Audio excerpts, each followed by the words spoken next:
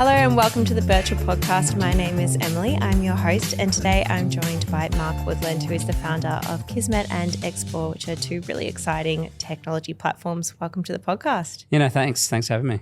So I know that this isn't necessarily where you began. You didn't begin in technology. You were in the army for a really long time.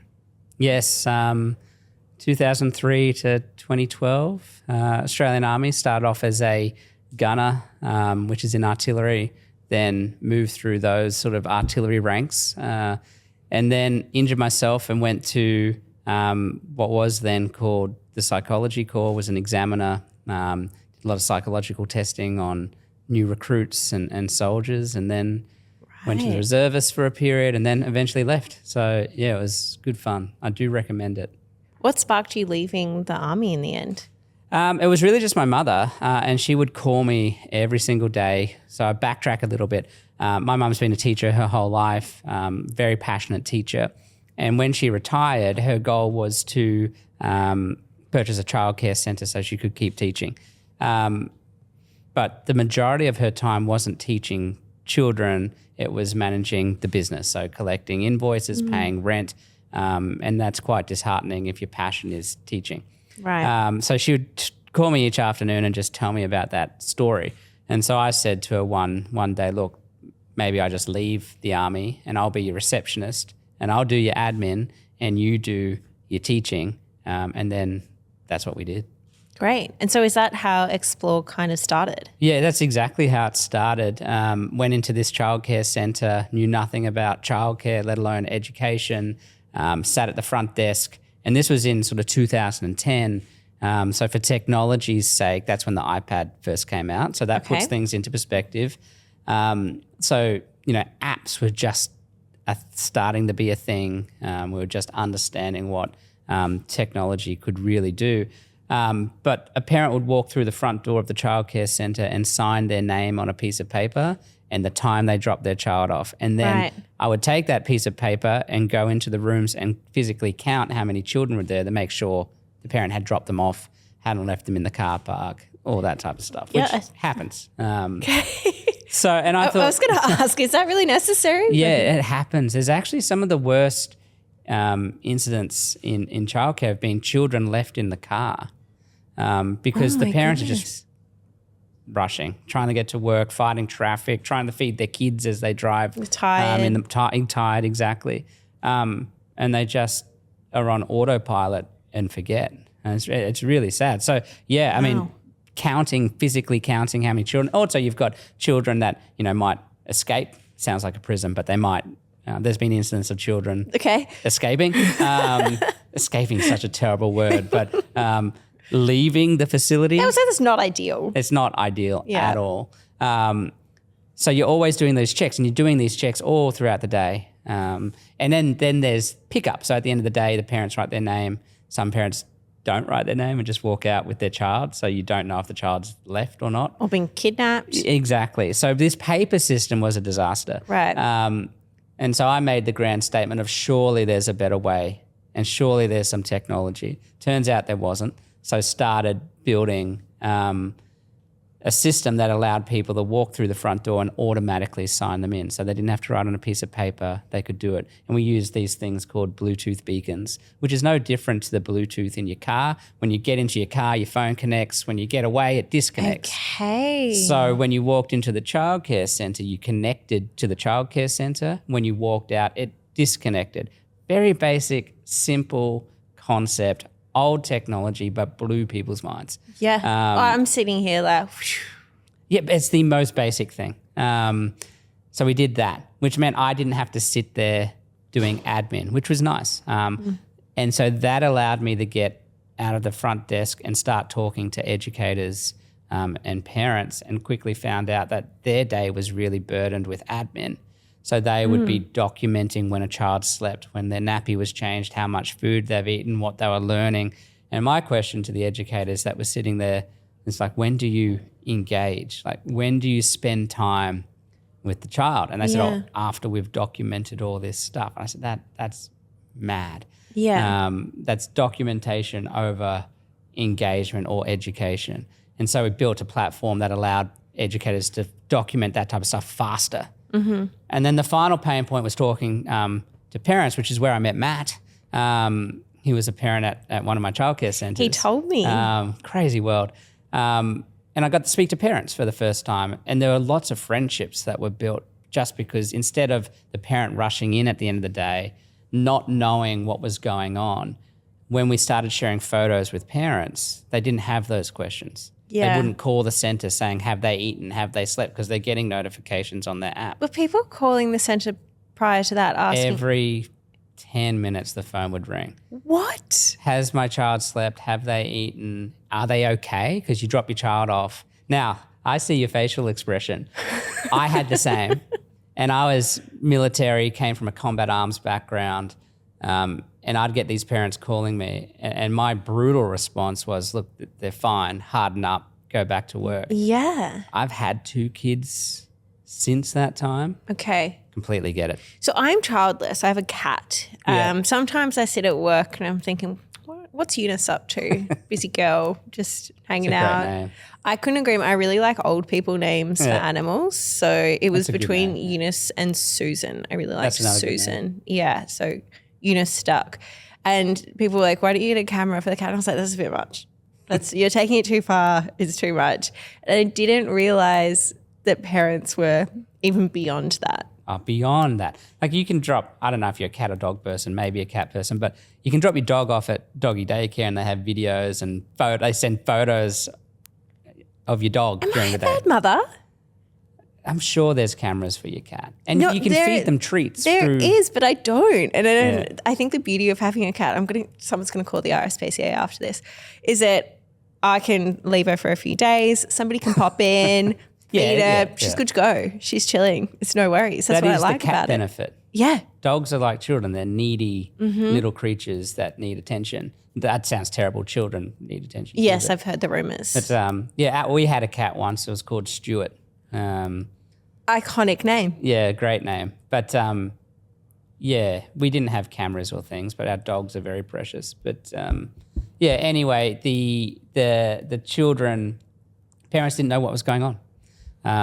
And they were always worried about if their child was okay. And more importantly, they'd get there in the morning, drop their child off, and they'd be very, very upset. And so the parent would be so guilty and really sad and heartbroken and have to run out the door to go to work to get there on time. But then they'd get a photo of their child happy, playing with the other kids, and their mind's at ease and they can get back to work. So that was the power of it. But and then that was the beginning of Xplor. So Right. Yeah, my friends have children because they're responsible adults.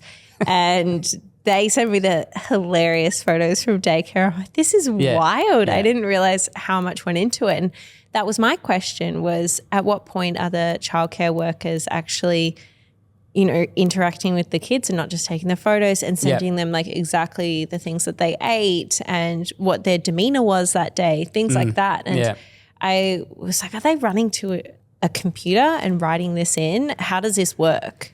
yeah, you can automate a lot of that. So menus are pre-populated, so they don't have to spend time doing that. Photographs, they're not photographers, they're educators, so they'll take snapshots. But also remembering they had to do this before technology existed because it's part of legislation. You have to document a child's learning. You have to provide updates to the parents. Before, this was done with a physical camera. Stop. And so they're plugging it into a computer. And printing it out. You lie. And you'd get a scrapbook, and all of this would be pasted in. And then what would be worse is the parents would lose the scrapbook and they'd have to do it all again. So some would do double just in case one got lost. And then they'd scan it in. That was digitizing it. They'd scan it. And so now you get it digitally. I'm not making this up. My mind is blown. Some of this still happens. There's many centres that don't use technology. And Why they are still they operate not using like this. Xplor? Well, a good chunk of the market does. But look, I get the arguments. Oh, we like tradition. We like doing this. We like doing that. I just have the challenge, though. You've got a different generation of parent coming through, and there's a different way to communicate. And the goal is to communicate about education. It's not about sticking to tradition because that's what we've always done. I would argue that's probably the problem with education is we're falling back to systems the way we've always done it, and there hasn't been any sort of major change. The goal, though, was always how do we move education forward? And COVID was a good example. All of a sudden, schools and things went remote. But as soon as COVID was over, we snapped back to the way we always did it before. There's no more remote learning in schools. You have to go back into the classroom.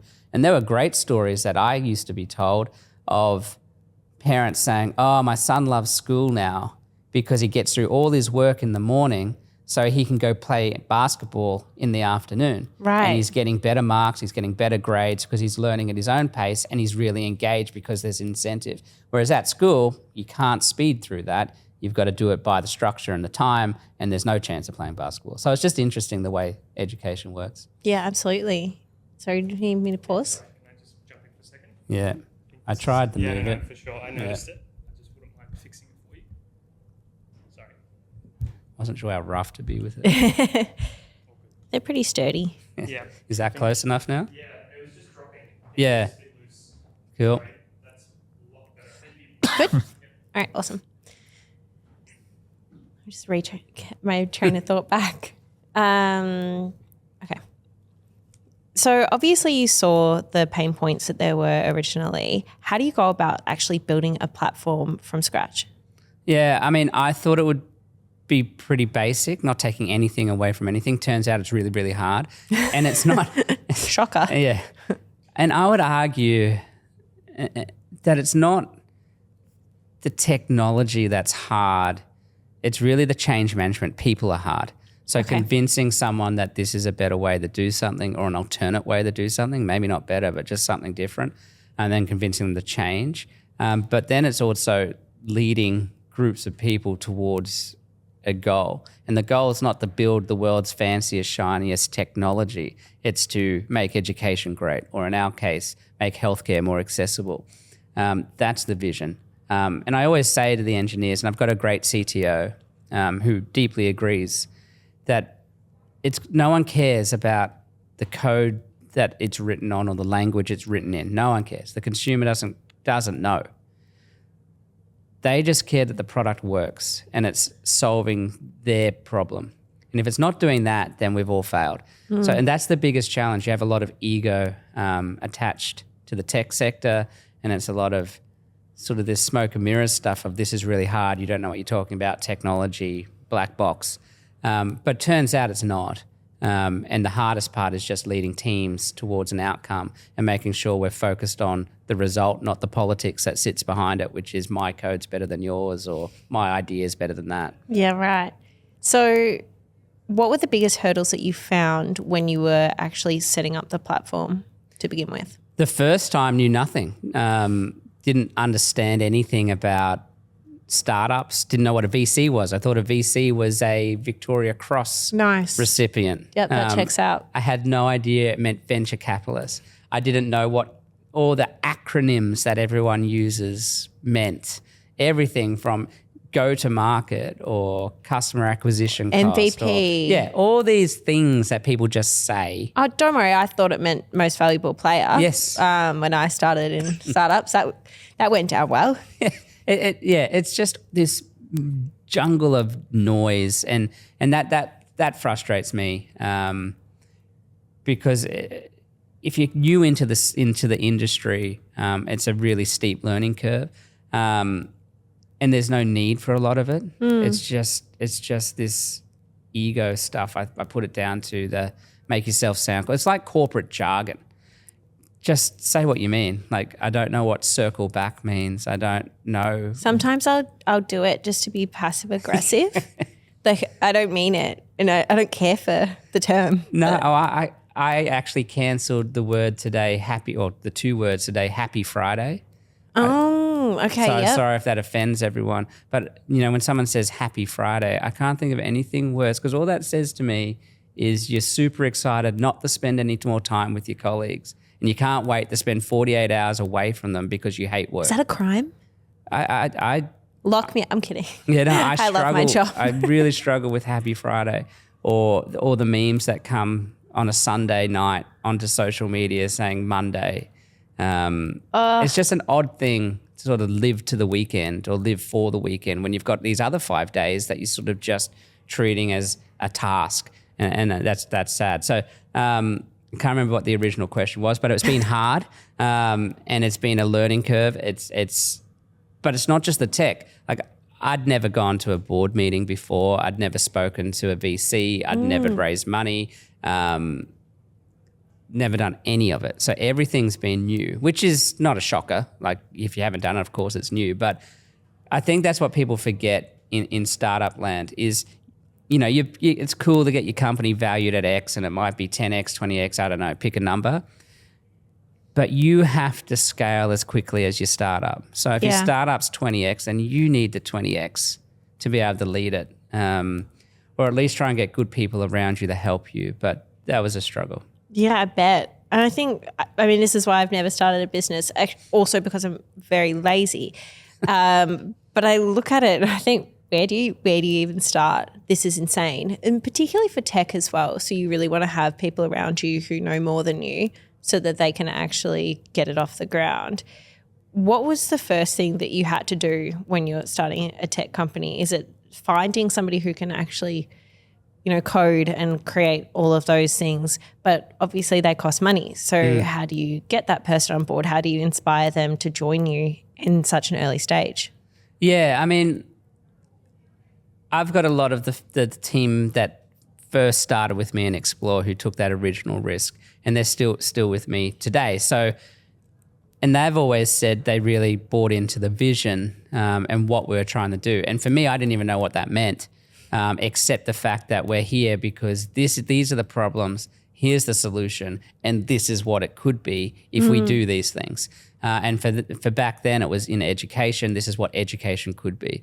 Imagine if, heaven forbid, children enjoyed going to school, or there are alternate paths for children or students that wasn't the traditional, you sit at your desk for 45 minutes, then you go to the next class, then you go to the next class, and everything depends on one exam at the end of your schooling life. It makes sense. And then no one ever asks you again, once you're out of school, what results you got on, I was in Queensland, back then I think it was called, I don't even know the acronym. It was some score you got. Hey, QCS I have or something. one of my best friends to this day, I'm 33 years old, she still asks people what their enter score is. Yeah, wow. I know. But see, no one cares because it's not going to get you the job, especially now. Back in the day, people used to ask as well, what degree? Like, have you got this degree? We're looking for someone with this degree. Did you do a degree? I tried and I dropped out. So I studied law and psychology at uni, and I did it for about a couple of years. I just didn't understand the point. And so ended up dropping out. And I didn't like having to write to the lecturer that was lecturing the topic in the style that they wanted and the argument they wanted to hear. I struggled with that. And everyone said, oh, no, that doesn't happen. That is all that happens. So I dropped out. But I just never understood it. And again, now, degrees, I don't ever ask someone that we hire, what degree do you have? We're not even looking for that. Do you want to hear my embarrassing degree? Yeah, please. I did a Bachelor of Performing Arts. Okay. And now I'm in financial technology. So it means nothing. Point. Actually, I did a second degree. I did primary school teaching. Oh, nice. And I decided I didn't want to be a primary school teacher because they really hammered home how annoying the parents were. I was like... When you were doing the degree, they were saying that. Oh, wow. Yeah. That was like a really key feature in the whole degree, was how annoying the parents would be. And I was like, this is not for me. I will not be doing this. That's sad, though, that's the message when you're learning to become a teacher and not the opportunity you have to sort of mold and shape a student and someone that could enjoy learning for the rest of their life. That sums up education. That's why I was going into it, because I love kids and I wanted to make a difference. I wanted to be molding the next generation of humans, essentially. I mean, noble, but then they were saying, oh, you're going to get a lot of criticism from parents. You're going to need to learn how to deal with them and give them professional but constructive feedback. And it just got too much. It got too much. And I bet you've seen it heaps. Yeah, I mean, look, it's fair feedback. It's just an odd thing to focus on. Yeah, it's disappointing. But I think if I was teaching education, I'd be asking all the people starting, not parents are hard, but can you most of us can remember that one great teacher that we had, and you'll remember their name for the rest of your life, and that's the impact they had. Teachers, that's a teacher. That's someone that's changed so many students, and that's the opportunity, not you're going to deal with difficult parents. Cool. Okay. Like, nice. Well, you found a solution for that, obviously. Fingers crossed. But thank God you're here. yeah, so it was good. Xplor was an interesting journey. But then we discovered healthcare along the way, and that was a whole crazy another part. And what kind of spanner did that throw into the works? Yeah, I mean, I always put education as one of the biggest challenges that we had to solve. And it's up there, but it's probably number 3. So the most important thing that we have to solve is affordability. So, and in that bucket comes housing, inflation, all those things that we're experiencing right now. A lot of people may never be able to own a home. Their children may never be able to own a home. And it's a very vicious cycle that comes, and you start seeing large gaps in society because of this cost of living. A side story is I went to McDonald's the other day and looked at the price for 2 Happy Meals, and it was like $40. Excuse me? Yeah. And my expectation is I'm not like McDonald's is meant to be cheap and fast. That's why you go. Yeah. We ordered fish and chips the other day. Sounds like all I do is eat. It's fine. Food. But yeah, we had fish and chips for the kids and stuff the other day. $70. And that was chips, nuggets, and some fish. It was, I don't understand. Well, I understand, but it doesn't make sense what's happening. So affordability, because if you can't afford to live and survive, you're not thinking about education. Sure. It's just not on the list. And then second to that is healthcare. So if you can afford that, the next most important thing is surviving and making sure you're healthy and living. And then education comes after that. Then you can think of other things. So healthcare is an interesting one.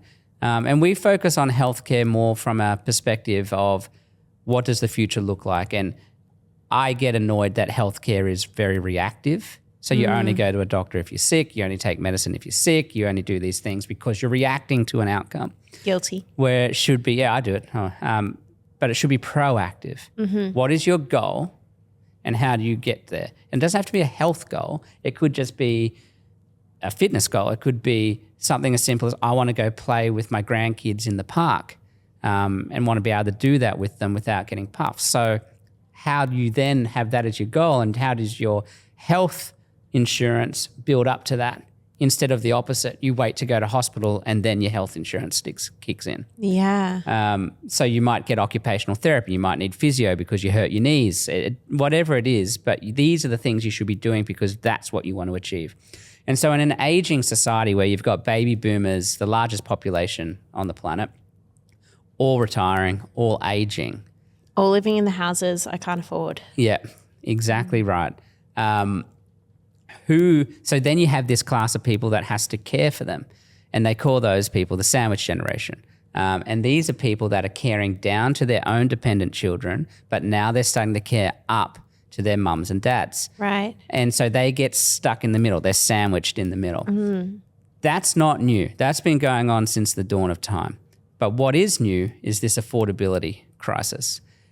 You can't afford to have your mum and dad live with you. You can't afford to stop working to spend all your time with mum and dad. You're already super busy. You already got all these remote working and all these different opportunities. So it is becoming very, very difficult to do that. So what's really sad to watch is it's usually the eldest daughter that gets lumped with all this work. No doubt it will be my older sister. Yeah. So, I know it. I know it. My younger brother knows it. We know it. It's accepted. So and you it are is, correct. yeah.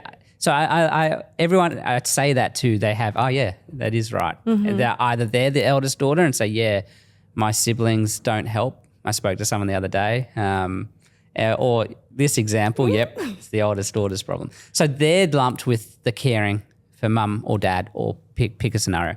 But what's really sad about that, and they're managing siblings, so I'm not putting the guilt trip on you, but they're managing siblings, they're asking siblings to pitch in with money to make sure mum can get to the physio or the doctor because her healthcare insurance doesn't cover it. They're booking appointments, figuring out cancelled appointments, getting mum to the appointment on time.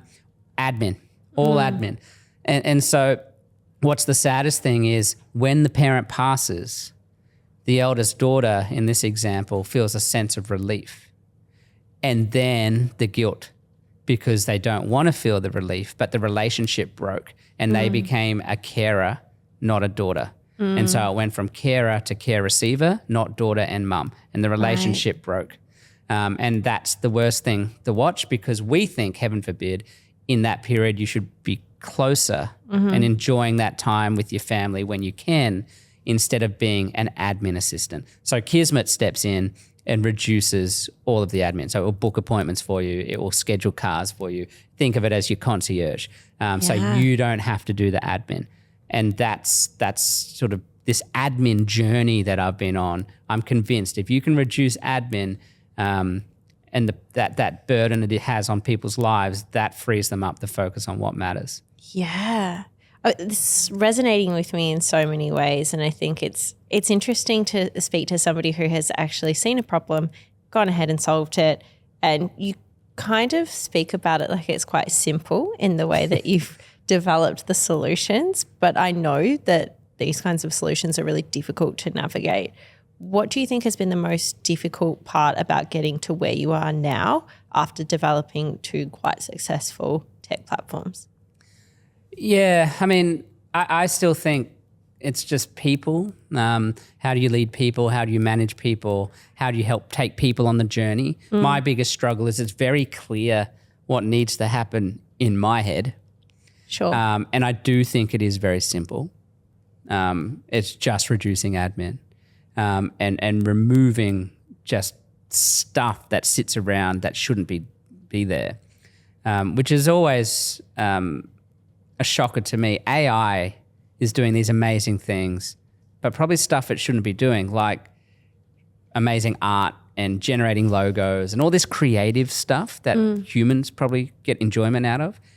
And it's not doing any of the admin work that somehow all the humans are doing. It doesn't make any sense. I use a bit of AI for automations at work. Yeah. I love it. I love it. Just so that I don't have to do admin. And that's been my favorite thing. It's interesting you say the creative stuff, because I don't really use it for any of that. I've tried it before. I've made a mess. I've made, a few pictures of people with 6 fingers, as you do. And then I go straight to the automations. That's my favorite thing. So if I am to send an email that says X, I then want it to book an appointment in my diary with the people that I've sent that email to in a week's time, and so on and so forth. I love that kind of thing. So because of the AI element, has that really inspired you to keep developing and keep pushing the boundaries of what your platforms can achieve? Yeah, we want it to literally be conversational. So you can say mum needs a physio appointment to Kismet, and it will see all your health or your mum's health insurances. It will utilize that insurance before it asks the siblings to pitch in. The siblings can set up recurring payments to make sure mum's getting enough private health insurance cover from her family. Right. And then you would see the outcome. An Uber gets scheduled, takes mum to the appointment, brings her back, and you get an update saying mum's gone to physio. Here's what we learned. So we're doing these exercises now, which you might want to do at home with mum. And this is getting her to what her goal is, which is playing in the park with the grandkids. Right. I find it very archaic that we still have to type into search engines like Airbnb. We have to type or search for a house and then scroll through and look at the house, find the bedrooms. It should just book it in for you. It should know your preferences. It should know what you like. And you could just say, hey, I'm going to Sydney for the weekend. And it says, here's the house, we've booked it, and you're happy with it. We're probably a while away from that. But even when you search Google, like That's why ChatGPT is good, because you can just ask it a question and it presents what you want to know. I find myself in ChatGPT more than Google searching now. So it needs to be conversational. While you're driving to drop the kids off, mum needs a physio appointment, and it books it in. That's the dream. Oh, I live for that, because I'm that friend who books the entire holiday, does all of the admin, and everyone just shows up. Yep. Think to myself, must be nice. Yeah, well, maybe that's the next one. It's the holiday booking, but it should just be a concierge, and you should just ask things to do things. Yeah, absolutely. I just think we're at the point now where you're removing so much of the admin. I don't know what we're going to do with our time. Yeah, well, hopefully spend it with the people that you want to spend it. So a holiday, you're spending it with the people you want to go on a holiday with, and you're not feeling upset because you did all the work and no one said thank you yet. Or someone said, oh, this just magically happens. Wow. PTSD. And it hasn't. Yeah, sorry to trigger you. But I am. Yeah. Oh, yeah, I had this conversation today. Things don't magically happen. I promise you, there's other people working behind the scenes to make it happen. Yeah. And we should be aware of that. But people are carrying that mental load. Yeah. But that is the prime example of the eldest daughter caring for someone. It's a thankless job, because even the parent may not be thanking them because they might have dementia. Yeah. And they don't even know they're getting the support. So it's sad. It's really sad to watch. I think 100%. Technology can do that, and you just be. I feel like your next venture is saving marriages. I feel like the gripe is always the women saying, all I do is carry the mental load. I've got to plan the meals, do the grocery shopping, do the washing, make sure that kids, forms are signed, all of this, and that's the whole mental load. Yeah. And I wonder if that would taken away, there'd be less fights, less friction. Less divorces. This is your thing. Yeah, this is your next thing. Admin is, and if even life admin, you shouldn't have to do it. You're just here to make admin sexy. I think, or get rid of it. Get rid. Just don't see it. I think that's and that has been the consistent theme. And in housing and affordability, again, it's admin that gets in the way. Yeah. So it's hard to get a planning permit. You can't just throw a tiny home up on some vacant land because council won't allow. It's admin. It's all this admin that gets in the way. Yeah, absolutely. I mean, I'm a big fan of things. The internet essentially doing things for you, making decisions for you. I'm constantly in my phone, telling it little secrets so that I'm getting everything that I want to see. How do you think that could be a detriment to society? Yeah, I mean, it depends how far you take it. So if you're reliant on technology for everything and you've lost all skills, that's a problem. But if you're using technology so you have more time to do the things that you love, so it might be instead of doing, I don't know, making stuff up now, but it takes you an hour a week to get groceries, to plan dinners. Again, unless you enjoy that stuff, I don't. That can be automated. So really, if you've got control in your life of the things that you don't want to do and automate it, that frees you up for the things that you love, I think that's okay.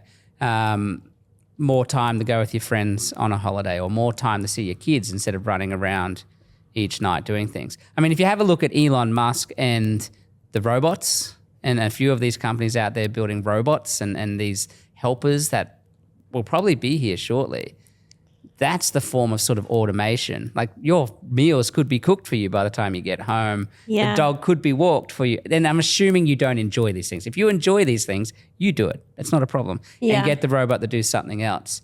I think we should have more control over it. And I think people just think technology will replace everything. I deeply disagree. I don't think it can replace service.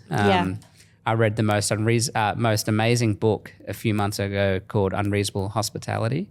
Have you ever seen that TV show, The Bear? Yeah. So have you seen, I don't want to spoil it, have you seen the whole thing? Yes. Okay, cool. So there's an episode, and for anyone listening, maybe stop. There's an episode called Forks where cousin goes into the restaurant and learns in Every Second Counts restaurant. Anyway, that episode and that story where they served the pizza because they overheard someone talking about it is what this book is. This is the guy that made that restaurant that it was based on. He actually ran the restaurant. Okay. And the real story is about a hot dog. And he overheard someone saying, I'm in New York. I did everything. It was amazing. I just didn't get the taste of hot dog.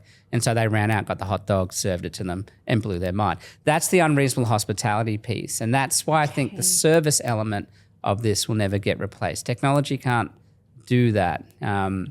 It's the nursing, it's the education, but not the way it happens now, where it's admin.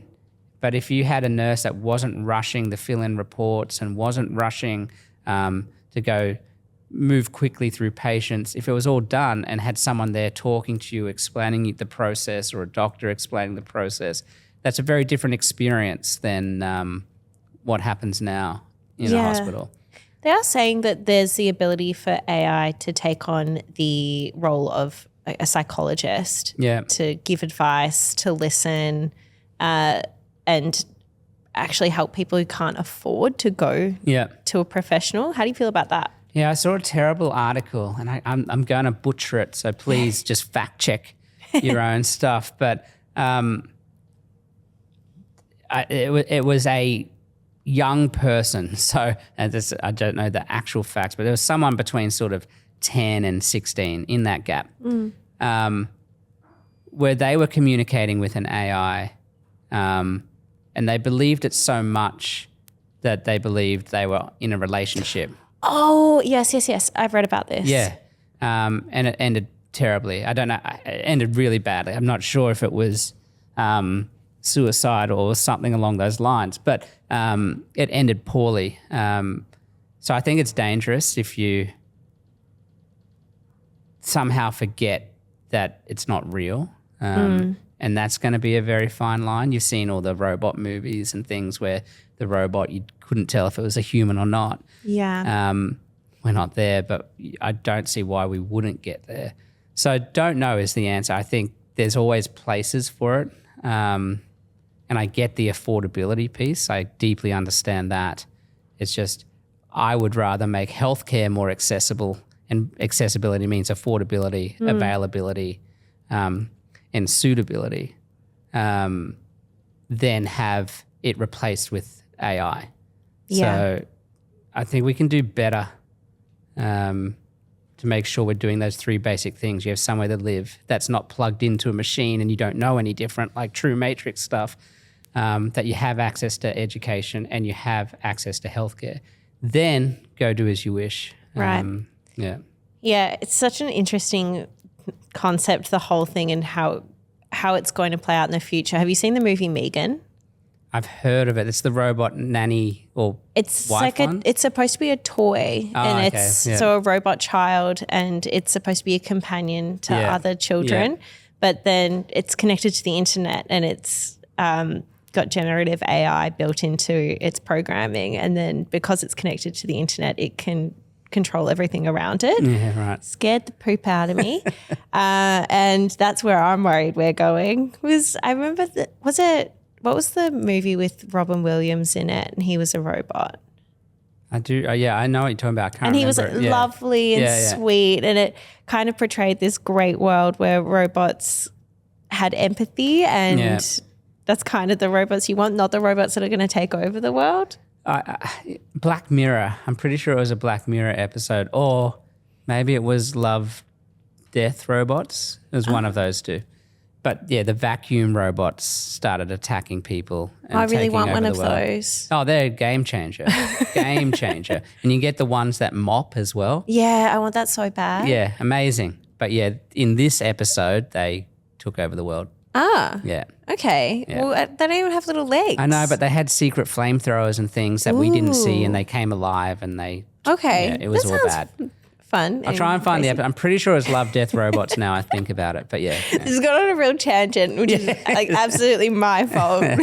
No, robots are cool. Yeah. So where do you see it going? Obviously, you've got Xplor and Kismet. Do you see yourself building another technology platform? Yeah, I want to solve affordability in housing. Okay. There's some interesting ideas popping up as we speak to people around the place. And And then if I think those three things then start letting people live a little bit freer without as much pressure. Yeah. And I think we do need to rethink that Australian dream and just shift the dream a little bit. Still achieve the same outcome, but achieve it in a different way.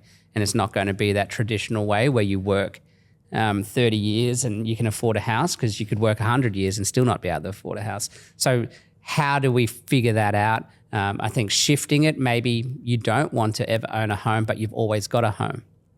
So all we mean by that is, maybe there's a way where you can rent to own, but also travel wherever you want. So you could live in the States for 12 months and just pick yourself up and travel. Anyway, all very raw ideas, but just focused on housing a little bit differently and affordability a little bit differently than, the government trying to step in and make it cheaper, because that's just not going to happen. So I'd like to do that. I'd like to have that conversation with people that, these are the three things that we can focus on. Here's how we can make it better. But after that, I don't know. Kismet's very, very front and center right now. Healthcare is a big beast. We're only in Australia. We'd like to be further around. The best thing is everyone on the planet, unless you've met people, is aging. I haven't met a tech company that solved the aging challenge yet. So everyone talks about baby boomers. No one talks about the next largest population generation, which is millennials. Am I a millennial? Because I'm 33. I think so. I think so. Yeah, you're not a Gen Z. No. Yeah. No, I don't. I can't imagine And that. I say that with respect. I don't know if you... I was so confused. Sorry to all the Gen Zs out there. I love Gen Zs. I'm trying to learn to speak Gen Z. A little bit off tangent, but do you know what... so I learn all these new Gen Z words as often as I can. Okay. Do you know what a prison donkey is? No. A zebra. Do you know That's quite good. Do you know what murder mittens are? No. They're lion paws. What? And a murder kitty is a lion. And the best one is a danger noodle. That's a poisonous snake. I feel like I was close to getting that one. Yeah. The others, absolutely not. A nope rope is a non-poisonous snake. What? It's amazing. I just collected all this stuff, and in our Slack we interpret Gen Z. So the Slack bot, if someone says something, it gives you the definition of what they're talking about.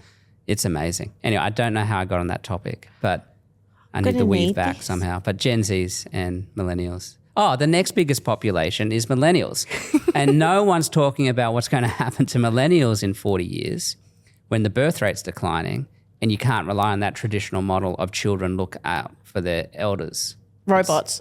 That's the hope. Killer vacuum robots. Praying for that. As a financially irresponsible millennial, I need you to come up with a solution for home affordability and some robots so that maybe they can you look get a after free me. killer vacuum cleaner with every house. Oh, I love that idea. That does sound quite fun. I feel like I could yap your ear off all day and go off on tangents, but we've been talking for absolutely ages. I'm really excited to see hopefully how you will improve my life and the lives of many others going forward. You've already helped so many people so far, so thanks so much for coming on. It's been such a pleasure. No, I appreciate it. Thank you.